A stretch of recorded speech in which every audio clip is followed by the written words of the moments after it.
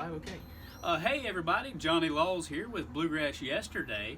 I have the privilege of having the banjo player from Backline with me today, Mr. Zachary Carter. How are you today? I'm doing great. Thank you so much to you and your fans for having me on the show. Yeah, absolutely. We were just thrilled that you could come and be with us. I hear you and the missus have had a baby. We have, yep. Her name's Riley Ann. She was born April 3rd, about 2 months ago. She's been great. Awesome, that's awesome. So tell us a little bit about the band.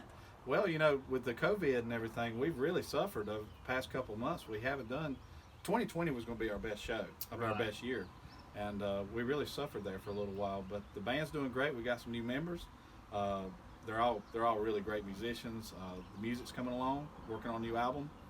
Great, so great. We've taken our time. We've taken our time with this. Yeah, absolutely. So I'm hearing these talks about the SOS. Tell me a little bit about that. Ernie Evans has really been doing a great job at pioneering this new kind of route for new shows to be happening right now, because everybody's been suffering not being able to go to these bluegrass festivals, including fans and musicians. So we're really excited that he's working hard to get these shows out, and we're really happy to be a part of it. That's great.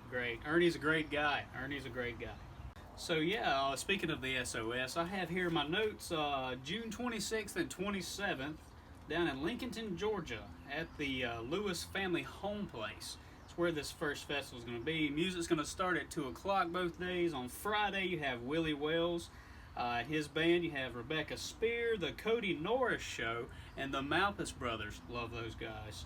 Alright, Saturday's lineup is the Savannah River Bluegrass, Backline, which is who Zachary Carter plays with, Deeper Shade of Blue, and Sideline. So come on out.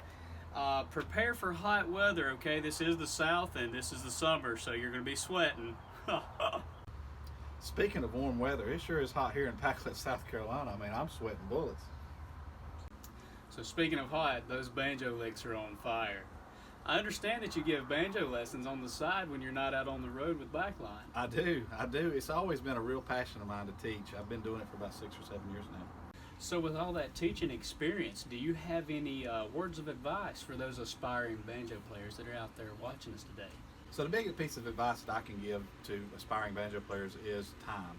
The more time you put into it, the better you'll see results. Statistically, it takes about 10,000 hours to become a master of an instrument. So at an early start, put in a lot of time, you'll see results faster. Right. You know, I suffered really at the start. I had to put a lot of extra hours in because of my condition. Your condition, okay. Could you tell us a little bit about that? Yeah, so the technical term is minimum monitis. Okay. But for layman's terms, it's tiny hands. Right, yeah. right, okay.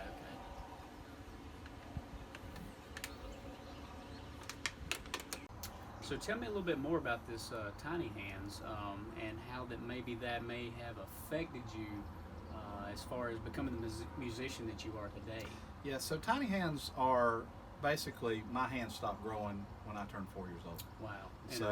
So they're the same size as a 4-year-old, and I'm 28. Right. So the way I work with that is I had to change the size instruments that I played. So actually, this is actually the first guitar I started on when I was 6 years old. What about that? Can you see that, folks? That is amazing. And I've worked my way up to full-size instruments. Right, absolutely. Over years and years of practice. That is amazing. So I started off with this. This Wow. is one of my most prized possessions here. That is amazing. I mean, this is proof that, you know, if you put your mind to something, you can do anything. Exactly. So yeah, this seems pretty rare. Are you basically the only person that has something like this? You know, actually, I thought I was. Okay. I really did. I thought I was. For a long time, I thought that I was the only one that, you know, suffered with this condition. But I got on this thing called TikTok. You ever heard of TikTok? I have heard of TikTok. TikTok. I've been on TikTok, and surprisingly, there is a lot of people out there suffering with this. Wow. But you know, they do great. They do makeup tutorials. They do all types of videos to kind of open the world's eyes to this condition. Sure. So you know, it's great for me because we've been able to create sport groups.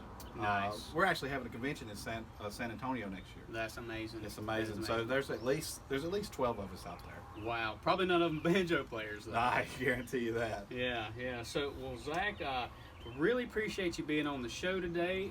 Thank you so much. Thank you. Yeah. Could you? I see you got your banjo here. Yeah. Could you maybe play us a tune to play us out on the show for us. I would be very glad. Thank you for having me on the show. Absolutely. And thanks to your fans. Yes, sir. 1, 2, 3.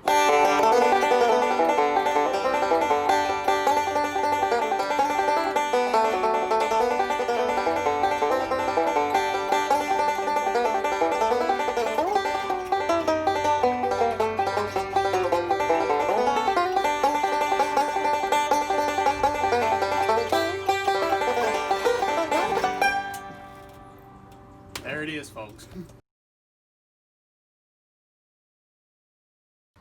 Speaking of hot, those banjo licks are on fire. So I understand that you teach banjo lessons when you're not out on the road. I do. Yeah, I take a lot of time teaching lessons with. I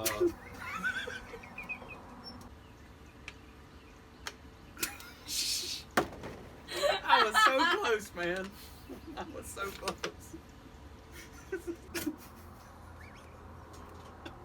Did I hold off long enough? Hey Travis, you got a little.